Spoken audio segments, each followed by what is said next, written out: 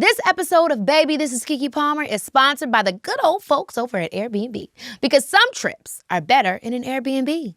All right, y'all, let's get into it.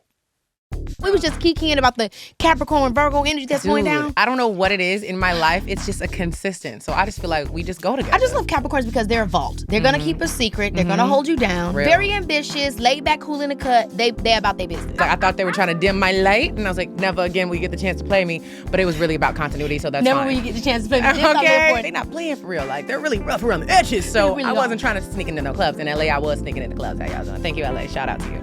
But yeah, I want to feel like I'm in your life. I be feeling like I'm in the girlies' journals. Sizzle will put us in her diary. I'm like, girl, okay. She don't play. I'm like, that's out there. Yay. That's out there.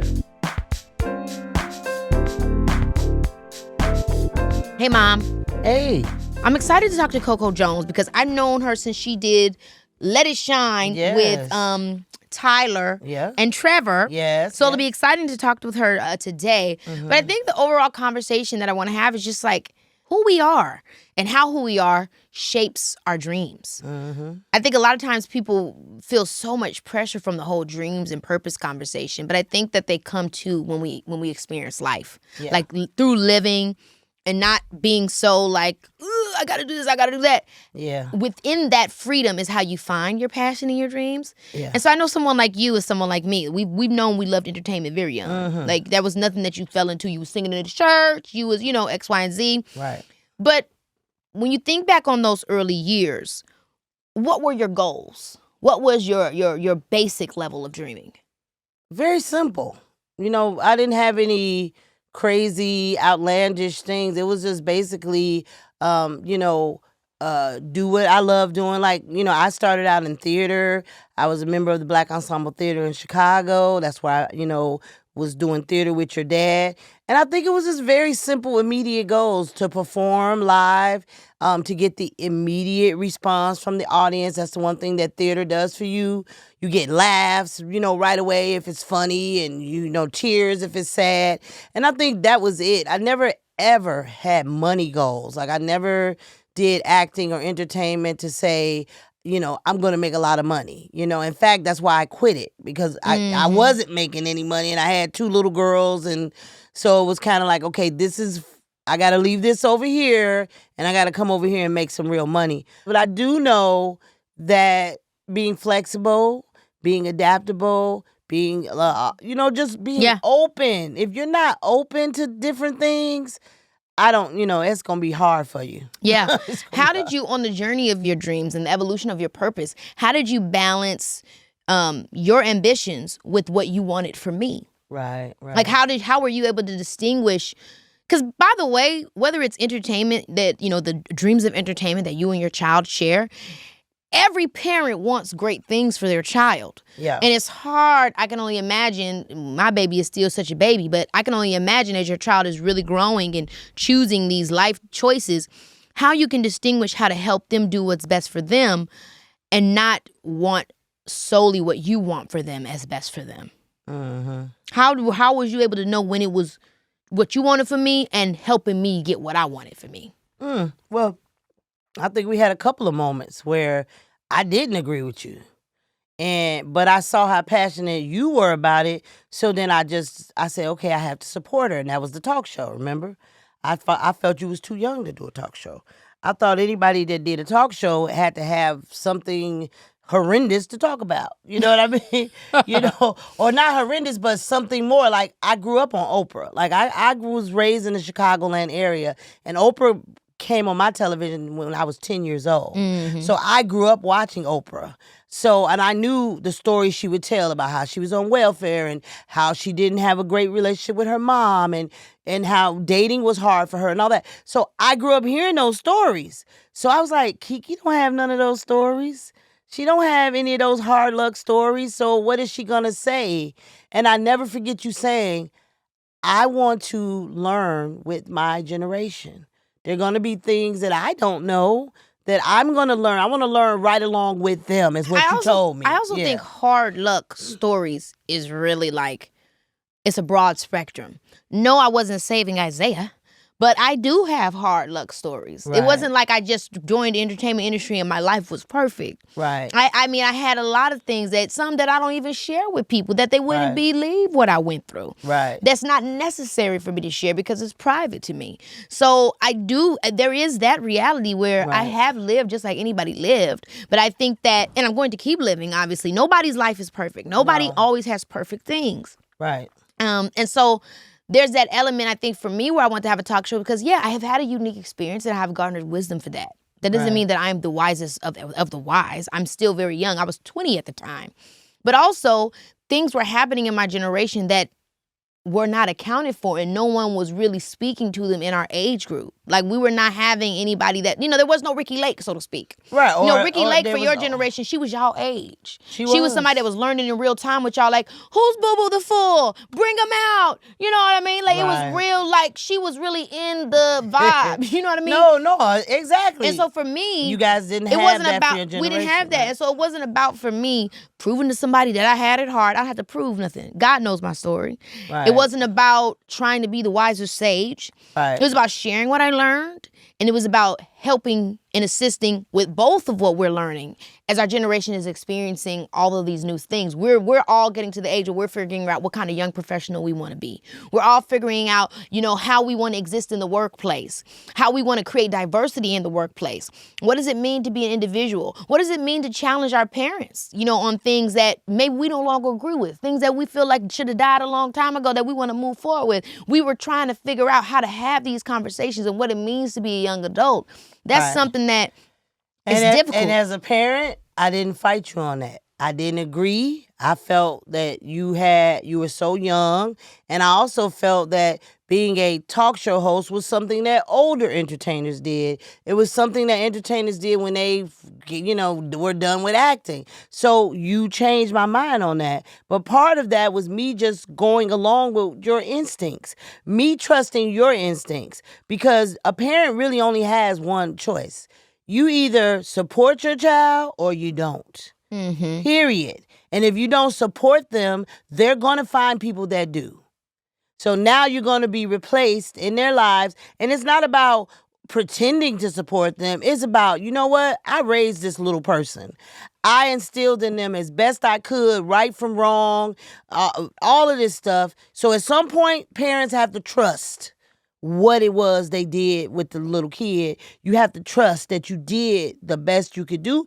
Then you have to let them be adults and make the decisions and live their lives and not judge them. And that, my mother did that for me. So I'm just doing for you what my mother did for me. Last question before I get to Coco is, what does it mean to see your kids being their true selves as an adult? I think that's spectacular. Because when people are allowed to be their true selves, they're happier. And I just think any good parent, that's all you really want for your kids, is you want them to be happy. You know what I mean?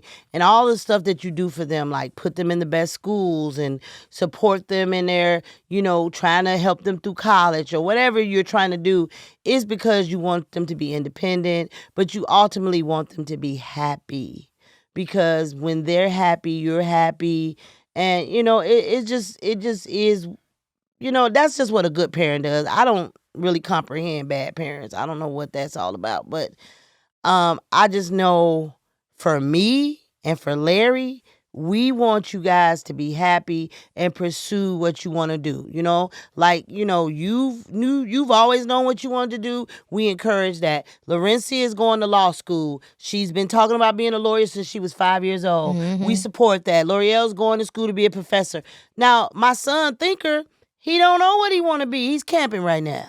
Mm-hmm. That's what he's doing. He's camping. Period. And nothing wrong with that. I think it's very difficult because every kid's not the same. Right. Every kid is not the same. And even with, I think, again, I've always not hated this, but I always felt like it's unfair. And this is like whether it's in my friendships, whether it's in my family, whether it's even with people I've dated, is everybody's not like me, where they just knew what they loved and they just focused on that for years. That's not everybody's story. It's not. And we put this on everyone, whether it's knowing what you need to know very early, or when you get 18, getting out that door, or going to college and knowing what you want to major. There's all these rules that we attach to what makes somebody serious or respectable or deserving or valued or successful. Right. And everybody, my son is respectable just because he doesn't have a college degree or he doesn't know what he wants to be. He's fucking respectable. That's right. And I'm happy for my daughters. I mean, who wouldn't be proud of you? Who wouldn't be proud of a daughter going to law school? Who wouldn't be proud of that? But I'm just as proud of my son who Uber Eats. I'm good with that. I think that's really important to say, Mom, because when we're in a society where everybody's online and everybody's saying that they became a millionaire from one TikTok post, or they're doing this or they're doing that, a lot of people put all this unbelievable stress on themselves where they can't just be happy about the fact that they're getting by, that they can pay for their gas, that they have a car to do Uber Eats in. A lot of people feel bad about that, and a lot of people's parents are making them feel like about that. And if it's not their parents and it's their friends, then it's whoever it is. But that's not everybody's life to know everything immediately and then be a millionaire for the age of 21. That's just not real. And it's, I feel your tears and I feel what you're saying with that. And I just want you to know that I'm so proud of you, and you're such a great mother. You really, really are. And all your kids are a reflection of that. And I cried not because my son is in a bad shape or whatever. Like, I cried because society may think that about him. Yes. Because they'll say, well, what do you do? And what do you do? And what does your son do? Mm-hmm. I think every young man, by the way, a lot of young men are going through that. We see that on social media to the point where we're having all these gender wars. We're having so many gender wars based off of what people are expecting a man to be. And it's like, if you're not Donald Trump, and what I mean by that is, if you're not grabbing by the pussy, I'm going to come in, I'm going to take all this, and I'm going to do all that. And if people want to believe in that, that's what they want to believe in. But like, every man isn't like that. And that's what I liked about the Barbie movie, is that it really did, whether you love the movie or not, I really connected to the message of it where, guys, patriarchy, it affects us all. It don't just affect women. It damn near affect men more. And that's why we in the position that we in right now. Because y'all done made all these men believe that they gotta be Bill Gates. They gotta be rich and this, and I gotta take care of everybody. I gotta do this and that. Nobody can do that. It doesn't matter the gender. It doesn't matter. It matters so many other things other than just what's in your pants. And everybody should not be having to be defined. Men should not have to be defined by how much money they make, or how good their car is, or who their girlfriend is. Just as much as women shouldn't have to be defined by how well they can cook food and how many kids they can have. And the focus is so often on how the patriarchy has oppressed women, which as a woman, yes, absolutely, let's talk about it. But when I see what it does to young men, especially as a mother of a son, it breaks my heart. I feel for you the way that you were tearing up just then, because they're telling my son, they're telling my brother, they're telling these young men that if they don't have this or that now we're in competition with each other. Like, my son is whack. Yeah. Because I have all these great daughters. That's what they're doing. This competition of compare the young woman to the young man, that's what the patriarchy do. And that's what it's doing. And it's really affecting us all, because now no one knows their place. And then sometimes it did make my son be rebels against my daughters. Now he's gotten to the point where he loves you guys. He admires you. And he finally loves y'all. And he's like, my sister is Keke Palmer. He has pride in that. But there was a moment when he was like, you bitches are crazy. It was hard to be constantly compared. Yeah. The gender war stuff, I'm so tired of it. I'm so tired of it, because it really is fucked up. And it just creates this thing where everybody just feels so just crushed. Or inadequate. And it's not really talked about. What really feminism is a strive for individual autonomy, for everybody to be valued at their individual. When Barbie went up to Ken and said, Ken, you're enough. You're not enough because you my man. We never knew Ken outside of being homeboy that had Barbie on his arm. But Ken's enough. He has a whole life. Enough. You know what I mean? He's not just his car, his thing, and that's when I see what's happening in society right now. That's how people was judged in my generation, what kind of car you drove. If you were a man that was walking, Mom, I can't talk to you. Mom, it's still happening. Yeah. It's gotten even worse. Some of these people today, we used to see the podcast online where they're talking about, if he's not flying me to Brazil on our first weekend, I'm done with him. But y'all have been dating for 2 days. And can you afford to take yourself to Brazil?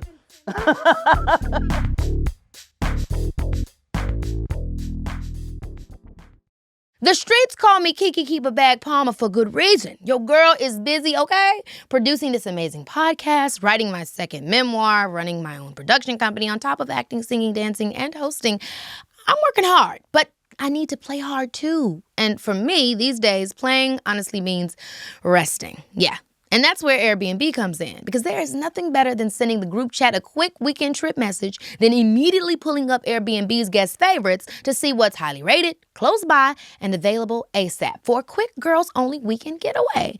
Baby, when I tell you we found the cutest little cabin in Joshua Tree outside LA, it was like our own private oasis. Y'all know I don't mind roughing it now and then, but my girlfriends do not share my rough and tumble proclivities. So glamping it is. Luckily, we got luxurious 5-star accommodations while still unplugging in nature to let our edges breathe. Yes, I said edges.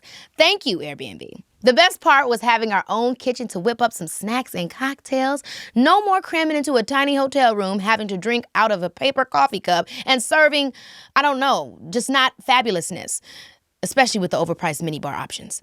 In our Airbnb, we could truly let our hair down and make some memories. Listen, I'm trying to put y'all on game. Some trips are seriously better in an Airbnb. So the next time you need a girls trip or a staycation, check out the guest favorites on Airbnb first. If there's one thing I love, it's a good, scary story that gets your imagination running wild. And Audible has them in spades. Let me tell you, the audiobook I'm listening to is a straight-up thrilling ride. It's called The Haunted by Bentley Little. And this thing is not for the faint of heart, okay? It's officially spooky season, so why not listen to this horror novel by an author my sister was raving about? So The Haunted follows a family who moves into a house, right? A new house. And of course, this place is crawling with some serious supernatural activity. Strange noises, creepy visions, and all kind of unsettling stuff. And the more they try to get to the bottom of it, the deeper they get pulled into the twisted, terrifying mystery. See, the beauty of listening to a book like this on Audible is that the experience is wild and immersive. It's like the words are just seeping into your brain, making every hair on the back of your neck stand straight up. You're going to be picturing every last chilling detail, and you'll get spooked right alongside the characters. The suspense is going to have you on the edge of your seat, heart pounding, palm sweating, just perfect for this time of year. Now, I know what you're thinking. It's fall, I'm busy, I don't have time to listen to a whole audiobook, but that's when being an Audible member comes in clutch, besties, okay? As a member, you get to choose one title a month to keep forever in your library. And remember, Audible is made for your busy schedule, so you can listen at your own pace, whether you're commuting, working out, or just trying to escape the demons in your own home. Ooh. Just hit play on the Audible app. Thanks to Audible, there's more to imagine when you listen. New members can try Audible free for 30 days. Visit audible.com/Keke or text KEKE to 500-500. That's audible.com/KEKE or text KEKE to 500-500. Baby, this is Keke. I am absolutely thrilled to have today's guest on the show. Okay, she is a powerhouse singer and actress who has been lighting up our screens and playlists. Okay, you might know her as Hilary Banks on the show Bel-Air, or from her hit Grammy-winning single, I See You.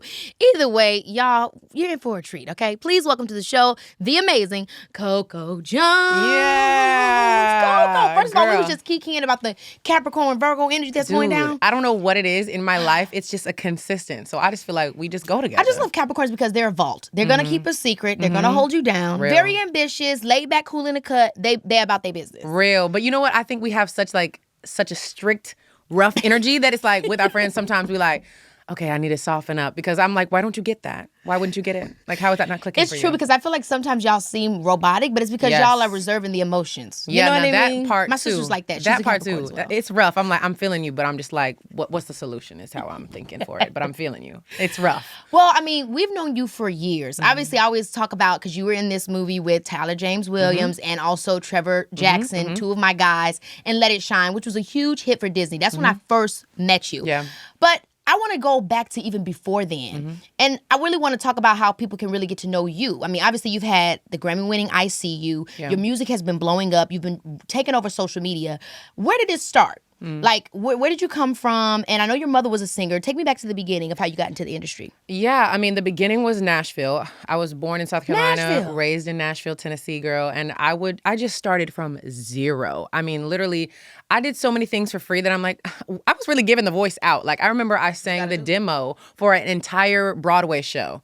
It was called Mississippi. I don't know if it ever went on, but I sang the entire thing. Didn't get the part. I didn't even audition for it. It was just so my voice could be on the demo, so they could sell the show. I did so many things for free, and that's how I got my start. I would live perform. I would do talent competitions. I would perform at my school talent shows, and then I just wanted more. I remember I was like, "There's not enough opportunity. This is just here and there." And so my mom was like, "You want to audition?" And that's when I started acting as well. And I mean, non-speaking roles, girl. I was in the background of Hannah Montana, the movie, in the crowd, girl. I went up to the front. They told me, get back to the back. And that's okay, because it wasn't right with continuity. I didn't understand at the time. I was like, I thought they were trying to dim my light. And I was like, never again will you get the chance to play me. But it was really about continuity, so that's Never fine. will you get the chance to play me. This I live for. Never again will you get the chance to play me. So you moved from Nashville to California. Yeah, when I was 17. Okay, when you were 17. So what was that process? Were you like, Mom and Dad, I need more opportunities. We've been doing our thing in Nashville, but it's not enough. Like, what was that transition? It was literally verbatim that. But my family was like, we not going. We don't want to go over there. So we love you. So you got to graduate from high school, graduate early, and then you can go. That was like the stipulation. But I just felt like I had outgrown Nashville. I mean, I love my roots, but I think I wanted to do R&B. I wanted to do more pop, honestly, and I just couldn't find enough of that there on my own. So I wanted to get where I thought all those opportunities would be. And did you get a little taste of that when you did Let It Shine? Because I imagine you did Let It Shine before you moved to California. Yes. So let's talk about that experience. You got the role. They took you to L.A. Was this your first time being in Cali? No, I came to LA every year for pilot season. Okay, yeah. Yeah, so I'd like been a true going there. actor, like a true entertainer. Thank you. Okay. So it was giving like every summer I tell my friends, I'd be like, you're not gonna see me no more. You're loved. You're loved. You're not gonna see me no more. I'm like, I'm up. I'm next with love. Period. And I come back every fall like, hey, y'all, how y'all doing? Let's lock back in. We friends again. But yeah, so I went out there every year and I started to develop friendships and everything. So it became a part of my life that I felt comfortable going by myself back to. But I auditioned like any other thing. The callbacks get smaller and smaller and smaller until I remember I was the only girl reading with Tyler and Trevor, and I was like, what does that mean? But I still was like, too scared to have my hopes in it. So I was like, I don't know what it means. I'm not going to say anything. I got the job, and that is the taste that I got, Okay. So I kept, when you get that taste of success and what it can be. And also Disney is just a well-oiled machine. You know what I'm saying? And they teach you how to be. Yeah. That's one of the main things that I think about when I worked with Disney and Nickelodeon is that they kind of show you how to just figure it all out. The marketing, the presenting yourself, being hosty, performing, all that kind of stuff. Answering interview questions, balancing school and work, learning a script, learning choreo, learning music. Like, you literally leave that, like, ready to go. No, it's like some vaudeville MGM type vibe. Okay? Straight up. Very much that. So when you had that experience, what did that kind of teach you about yourself or the kind of entertainer you want to be? You know what? At the time, I didn't really understand who I wanted to be. I was like, oh, you just do what people tell you to do, and that's how you get there. Especially as a kid actor. As a kid, that's all you know. And I'm like, I just will be the nicest, easiest to work with, no pushback, do everything they tell me to do, and I'm going to succeed. So when I wouldn't get jobs, I was like, what happened? Because I literally did everything y'all asked me to do. What happened? Because I sang harder than some of these girlies. Like, what and actually Let It Shine happened? was a huge success. Yeah. Let's get that right. I remember even in the, because I was a kid actor at the same time as you. Yeah. And I remember when that came out, everybody was like, let it shine, let it shine. Yeah. And it was huge. So I think people don't understand how difficult that is in this industry. It seems like once you hit, you just hit and it's just it. Yes. But no, it has ups and downs. Sometimes your stuff is going and then other times you're trying to figure out your way out. Yeah. So when you went back to Nashville and you decided to, I guess in the next few years, go back to California, what was the conversation you were having with yourself about your expectations? You know what I mean? Especially having gone through that. Yes. So I was so disappointed. My poor little child heart. I also think I was just too sheltered. But like, how could I not be when all I did, school, audition, sing, studio, school, I didn't have a real grip on life and how it might just not always care about you back, I didn't understand that concept at all. So after I did Let It Shine, there was all these expectations that was told to me, like TV show and da-da-da-da and da-da-da and this. And I got signed. And so I was like, okay, cool. It's all happening now. I knew the formula worked. You be great. You work hard. You're being easy to work with. And then you'll succeed. And then, girl, I got dropped. from that label. And I went back to Tennessee, and I just was trying to finish school. I was just, homeschooled at that point because I was so busy. I had stopped going to real school. So now I'm just doing homeschool, waiting on my siblings to get home and watching so much YouTube. I was so into it. I would watch interviews all the time. I would watch Ellen DeGeneres interviews. I would watch performances. I fell in love with socials too. Yes, it was like an escape because I was like, I need to be there. Yes. I'm here and I need to be there. And it was a tough moment as a kid to just not lose your value. Because I thought, dang, maybe they seeing something that I'm not seeing. People don't understand specifically with music. Like, I think obviously it's tough with acting, the auditions. That's a heartbreak. It's hard to keep putting yourself out there. But there's something different with music when you get signed. And that's something that you just know, I'm strong at this. I could sing. Yeah. It should be that easy. Yeah. And then they're denying you or they're not valuing you or they're forcing you to be something that you're not. Yeah. People hear this story all the time, and I'm sure it feels like a broken record, but it really does hurt. It really is hard to kind of then figure out, okay, where am I going from this, and where's the story I'm going to tell? Yeah, but you know what I always think about, too? I'm like, really, if things would have went the way I wanted, I would be a absolute nutbag right now. Because I had no identity. All I knew how to do was follow scripts and do what people told me. I had no personality. I had no life experience. I didn't have a boyfriend. I had never kissed nobody. I had nothing. Girl, I just knew I had jobs, and that's all I cared about. I would have been crazy. Okay, so we're 17. You decide to go to LA on your own. Parents are like, yo, do your big one. Who did you stay with? Like, would you literally solo? Because that's scary, girl. I know, it's so scary and like crazy. You're really grown. Okay, I was like making my way downtown. So I moved in with a couple that I had met from Let It Shine. I guess they were like his mentors and like watching him in a way and his friends in a way, but they were, older than us and they were married. In a way and I was like, I don't know what is the correct term for that. Say that and Kenny, y'all know what it is and what it ain't. But yeah, they we just loved them. Yeah. My mom trusted them to like watch over me like how they would do for Tyler. And so I moved into their apartment, like their house. They had a bedroom and I stayed in one room. And I did that for like 6 or 7 months. And then I booked this theater show in New York. Amazing. So then I had to go and be by myself. I didn't have like that little leeway into adulthood. And I was like, if you can make it in New York, you can make it anywhere. But yeah, girl, I was scared to tell. Oh my gosh. Okay, so it's like all these different things. We have Nashville, then we have you moving to LA, then you had to move to New York. Yeah. Now for me, when I moved to New York, also doing theater, I feel like it changed my life. Yeah. Like it literally changed my life. I was 21 at the time, and I think it was the first moment for me, especially just performing so much as a kid, and I stopped going to real school in 5th grade. I was like, wow, so people care about things other than entertainment. Because in California, that's all anybody cares about. That's all they want to ask about. I don't mean to say it so cliche like that, but it is a big part of California. I mean, nobody's there to make friends. They're there to make it. That's true. So they really don't know how to like make friends. And so when I went to New York, it really allowed me to kind of explore different aspects of myself that I think really did help me discover even more for myself what kind of artist I wanted to be. What age did you move there? I was 21. Oh, okay. And I stayed there just for about like 6 months. And even in that 6 months, because everybody had other interests, like I could get into a different subculture. It wasn't so entertainment focused. Even though I was doing Broadway, which was entertainment, it was different. And so I just felt like, I don't know, it gave me an opportunity to find myself. Yeah. What was your experience like when you were there? What kind of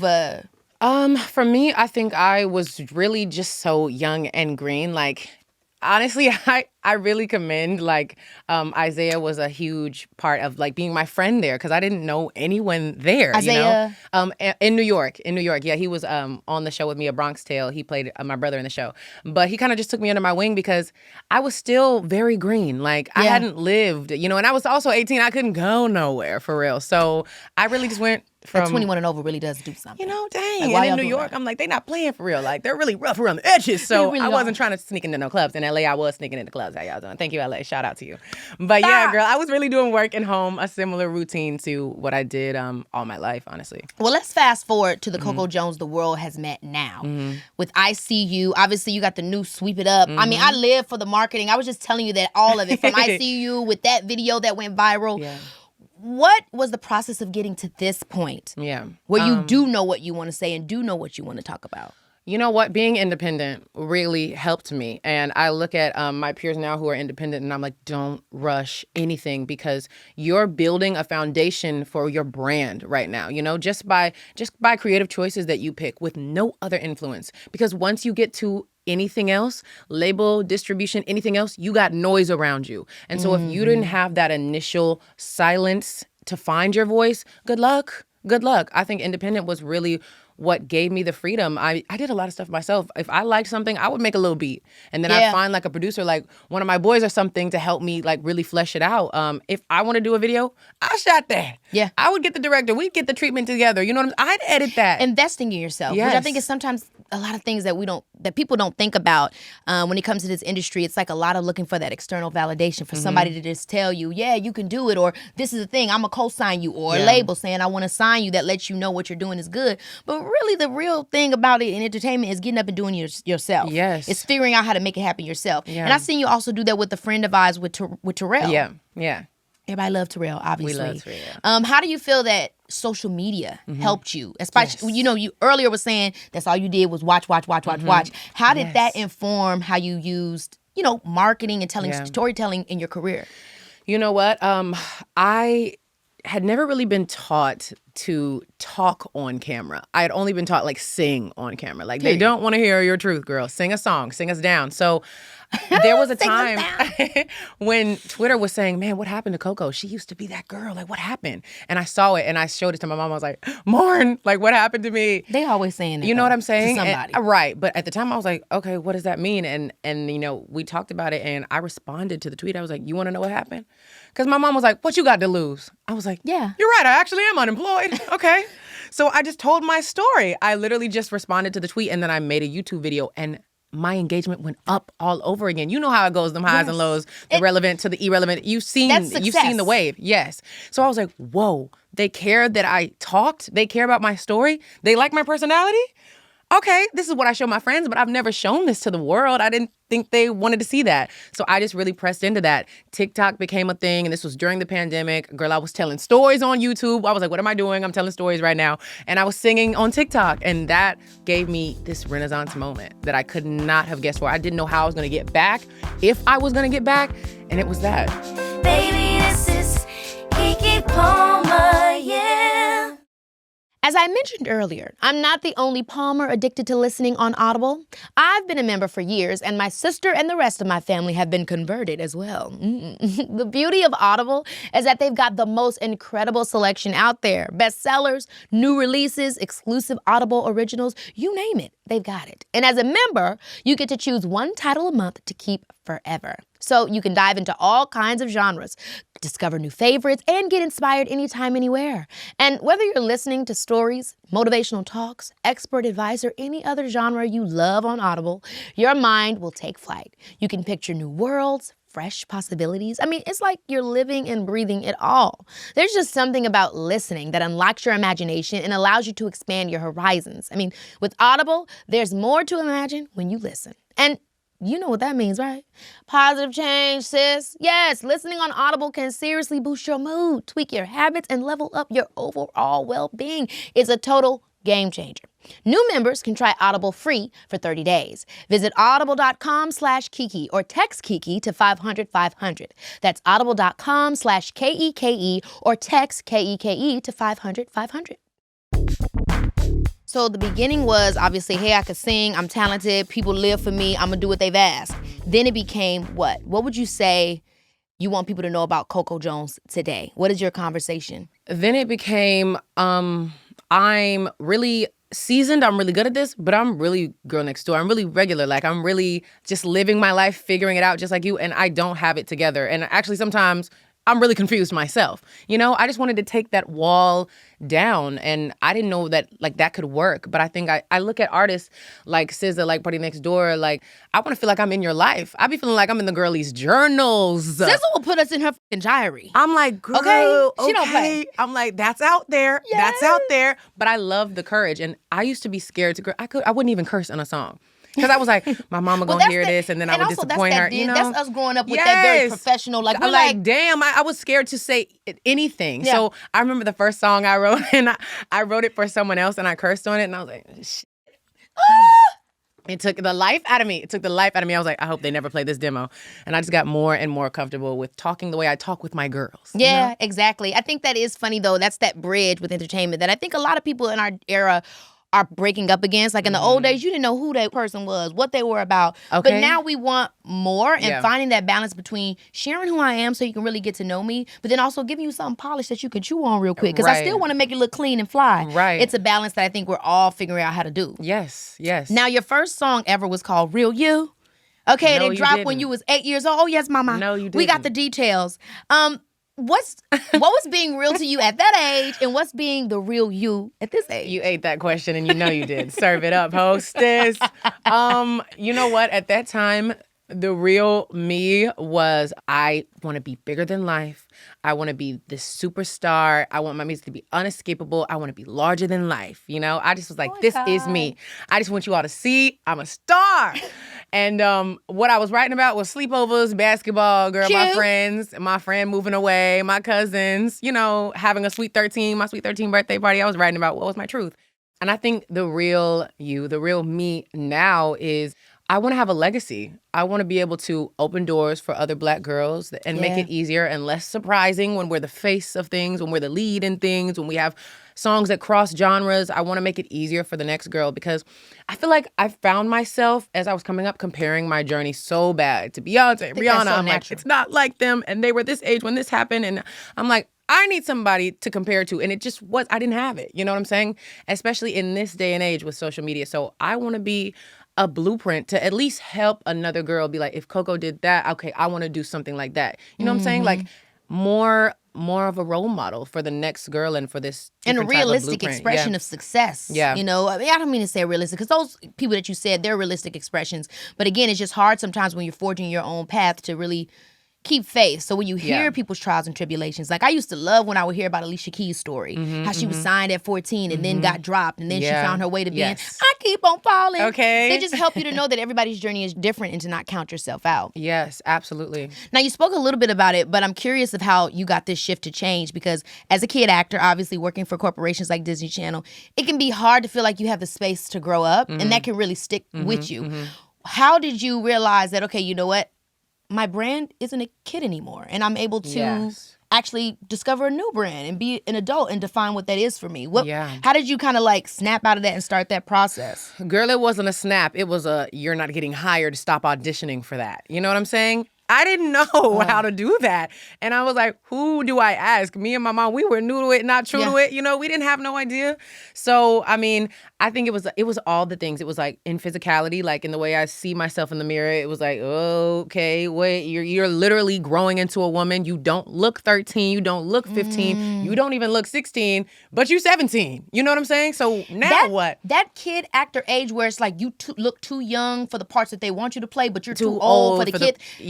That had me out of work for a minute. It's a rough one. You really just have to push through because it's like, what's the other alternative? Give up, go home? Yeah. That was an alternative, and I just wasn't going for it. I was like, I'd rather run till the wheels fall off, and then I push the bus, and then the bus catches on fire, and then I burn my hands, and then I make a little journey, and then my feet hurt. And then I'm going home. You know what I'm saying? I was going to do everything. But yeah, I think for me, it was just kind of like, girl, stop auditioning for that. You know, my team was like, stop. And me, I was like, it doesn't feel right anymore. And, you know, I just kept going with opportunities that felt right and trying things, even when I was like, they're not really looking for me. I'm just going to try this. Because what else I got to do but audition? Yeah, exactly. And switch it up. Find stuff that works for me.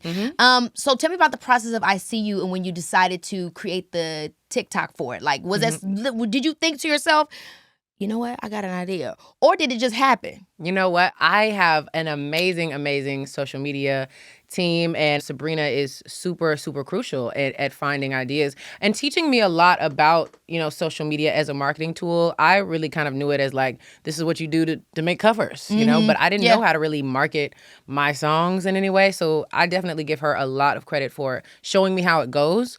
I think with I See You, the song kind of chose me. I'm not even going to hold you. When I heard the track, I wanted to skip it. And I was like, I want to do something upbeat and youthful. Like, I'm not doing none of this slow, soulful. They're not trying to hear that. And I couldn't let it go, Keke. I'm over here, like, listening to other tracks, and I'm like, what was that one that you played earlier? You know what I'm saying? And I was like, the intro, though, okay, gets people. You know? I was like, run it real quick. Let me just do a little 1-2 in it. And girl, when I tell you 2 takes, I did one, and my other homegirl, Rockette, who was a writer, we did 2 passes, and we wrote the song. It was in like 20 minutes.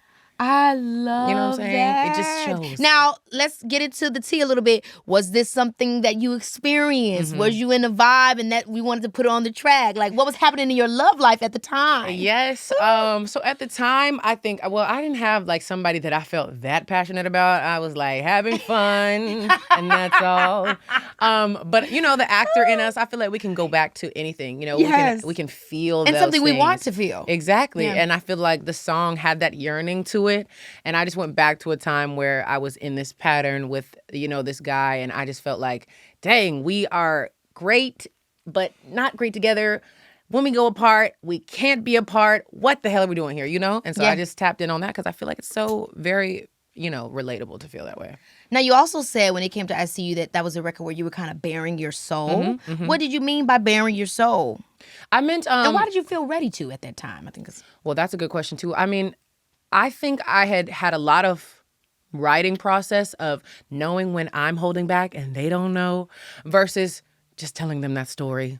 And they know, and then it becomes a different product. You know what I'm saying? Because you can know when you're giving it your all, or when you're like, I ain't telling them that. That's embarrassing. But you, as a writer and as an artist, you know, what you're talking about. It's hard to it's tell hard them to tell your tea because then you're like, baby, don't tell nobody. But it's like I want to put out the most authentic. You're really hilarious. Baby, don't tell nobody. Why was that so quick? I want to put out the most authentic piece of art, so it's like I gotta let go. And I had been starting to do that more with writing sessions, and you know, I was working on an EP, so there was no expectation, no pressure. Really just like, do what you do and let's see what happens. And so with ICU, I felt ready. And the song called it out of me. When I say like bearing my soul, when I say bearing my soul, I feel like the instrumental was so tough that I had to compete with the instrumental and I couldn't hold back. So I went in and re-recorded it. Girl, I was crying in there. I was like, y'all gonna feel me. You know? And they really did feel you. How did you feel about the success? I mean, you're not unfamiliar to success, but like you said, you've gone through the ups and downs. Yeah. So here it is, another moment where it's like, Coco, Coco, Coco, Coco. Yeah. How did that feel in compared to the first time? That's a good question. You're hitting them. You're hitting the questions on me, okay? You know what? I felt so completely different. I mean, grateful, but it didn't shift my value. And it could never, ever, ever do that again. I would never allow it, you know? Because I know that it's just a fickle world. That's right. And that's not on me. So I think I was grateful. I think I was like relieved because it had been a while. Yeah. It had been a while. And I had, you know, songs on my Spotify and Apple Music that I'm like, this was 13 years old, please. So I was excited to have something else that could compete with what I had done as a fetus. You know what I'm saying? Seriously. It was the relief for real. Oh my gosh, I love that. I love that. I'm so happy and so proud of you. And I literally, like I told you, I've been on the comments of the Sweep It Up, girl. And I love the broom. Thanks, I really love kitschy stuff. You know what I mean? So I like, that's the stuff that engages. So thank you. Thank you, girlie. Now let's also talk about your acting, obviously, because you're still killing it there too. Thank you. Hilary Banks is a very hard character to come back to, but you did it. You know what I mean? Like you really did. It's what's the word I'm looking for? You did it justice. Thank you. How is it working on Bel-Air? What's the experience like? Yeah. How did you feel going into doing this character? Girl, I'm not even gonna hold you on that first episode. I was like, please don't change your mind. Please don't change your mind, because that would be crazy. You know, I told my family, I'm here now. I'm feeling calm. I got income. Please don't change your mind on me. Okay. Because you never know, girl. People do that. No, I mean, there have been full shows that have been scrapped and like recasted. Like it's like crazy that character out here. on My Wife and Kids, the sister. That and part. we was like, what y'all did with her? Or the character on Family Matters, she went upstairs and never came down. Like, don't do me like that. You know, anything could happen. So you just get scared of like, you know, getting your hopes involved. But it's been such an amazing process because I feel like they truly don't put any limits on me. And I think also I had a lot to learn about my own self-limits because I was like, why would I audition for this? They're doing a reimagining. What do I don't look like Hilary. Because what y'all doing, you know? For real? Yeah, and what do you want her to look like? Am I wasting my time going in here? Because you know how the original Hilary looked. I'm like, are we doing the same thing? What's going on? And so to be able to represent her in this day and age, you know, for Black girls, for dark-skinned girls, I think it was so iconic that even me, myself, was like, for real? you know? Yeah, and I loved it. Like, I loved the show. I watched first season, second season. I'm getting ready for the next one coming on. They got a shootout. She's out, when friend. Carlton was doing coke, I said, now, wait a damn minute. What's Carlton doing? I know, loved it. You so interesting. Yeah. You and your little situation with Karuchi. Michael Ealy coming in about to steal your mama. Girl. I was pulled in. So I'm excited to get to this new season. Yes. And absolutely, it can be difficult stepping into shoes, especially when colorism or race stuff is involved. Yeah. But chef's kiss. Thank you. Now, as you move forward in your career, what choices do you feel like you actively make to make sure that your voice and your truth is always in front and center? Okay, hitting them again, heavy. I go with my gut, whatever feels the most authentic to me at the time. But I also think I have purposely had to slow down before I answer things. Because sometimes I'll say yes, and then I'll get there and be mad as hell. Like, why am I doing this? Why did I agree to this? What is the point of this? And I'm tired. Now I'm burnt out. Yeah. Now I'm mean to my family because I'm tired. And I'm short with my mom because I'm tired. And I'm like, what was that? What was that? And then other times I'm like, yeah, I'm tired, but I chose this because this reason and this reason and this reason. And I know that it's part of my journey to get where I want to go here. And so taking time to really weigh things out Being before I say intentional yes. with what you do. Yeah, you know, because then I don't want to look back like, dang, I did everything people told me to do and nothing I wanted to do, you know? Yeah. So yeah, I think just going with my gut. Yeah. It definitely is difficult, though, because like you said, you're always trying to figure out the thing that you need to do that's going to get you to the next level. Yes. And then before you know it, your whole team is telling you everything is what you need to do to get you to the next level. Everything. Like, y'all, Girl, some of this isn't needed. I know. And Now, I'm come like, on, guys. I'm like, I can't wait till, you know what? That's one of my biggest goals, to be able to get to like way more choices. Like, girl, I ain't going to that. No. Like, you won't see me on that carpet. You won't see me. Like, no, I'm not putting the album out yet. I'm not ready. You know, but I have to earn that. Now, what would be your advice to other young girls or guys, artists that are trying to find their voice and stay in it, right? Because I think there's a lot of patience in what you're saying. And what I know from my career as well is having patience and understanding that some things are part of the course. Yes. I mean, half of it is, you know what? It was sister that had told me this years ago, being a little delusional. And I was like, what? I love But her. girl, I get it. Because you actually have to push past your reality, past the fear in other people's mind, the projection of fear that they might want to put onto you, That's right. past times and years and age, past logic sometimes. You know what I'm saying? And pushing past fear is like a little crazy because it's still scary to pursue this life. You know what I'm saying? And so I would say you got to be a little delusional. You got to talk to yourself and act the way you see yourself in the future. You know what I'm saying? Maybe not everybody's going to get it, but you got to get it. You've got to get it on the inside. And I would also say put everything you can out into the world. Like at this point, you can go viral off of doing this. You don't know what's going to change your life, but nothing will happen if nothing happens. So put something out as much as you can. Another thing I want to speak about, too, is your parents. Because I know your mother sings or sang, and then your dad is in NFL. Did you ever feel a lot of pressure because of their success? Like, I got to do something. Or did it just stand kind of as an example? I never felt pressured. Even when things were going left, one of the things that I held on to was my mom saying, you can always come home. Like, you don't have to do this. You can always come home. Because I think a part of it was like, is this pride? Do I just not want to give up because I already did this for so long? Or is this my truth? And so knowing that it was okay and it wasn't failure to leave kept me sane in knowing that this was my truest choice.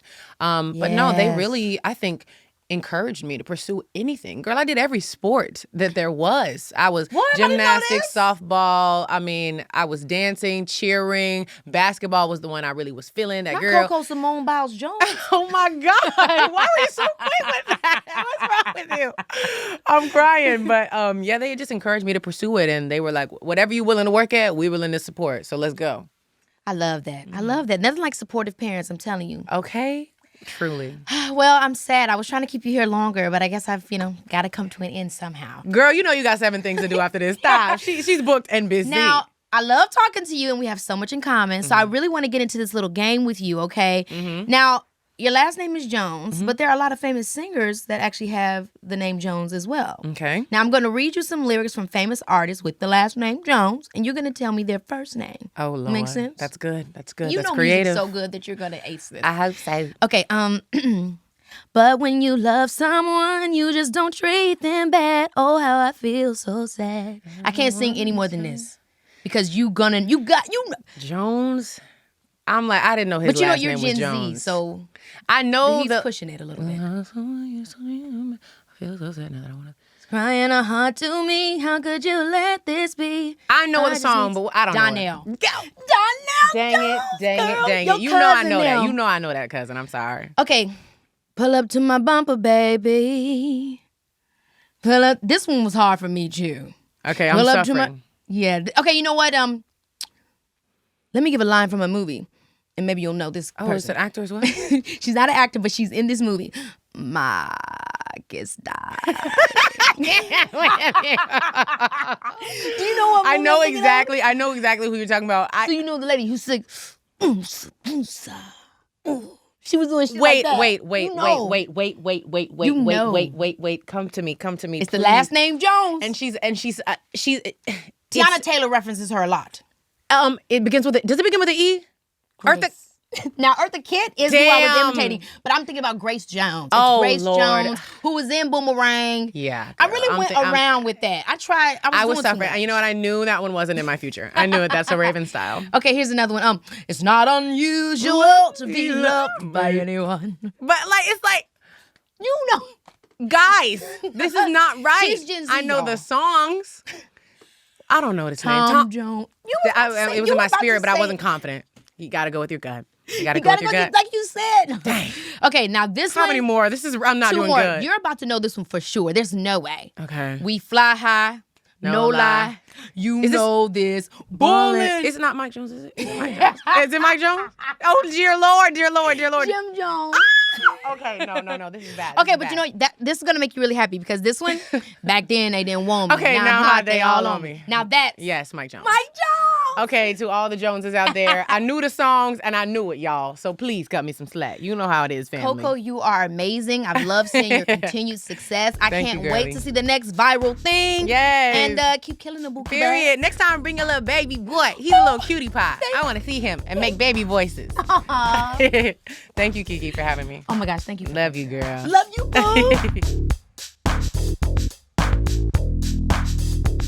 How incredible is Coco? I love talking to her and finding out all the common grounds between us from our early years in entertainment all the way down to the women we are today. Oof, it was good being in Coco's Corner.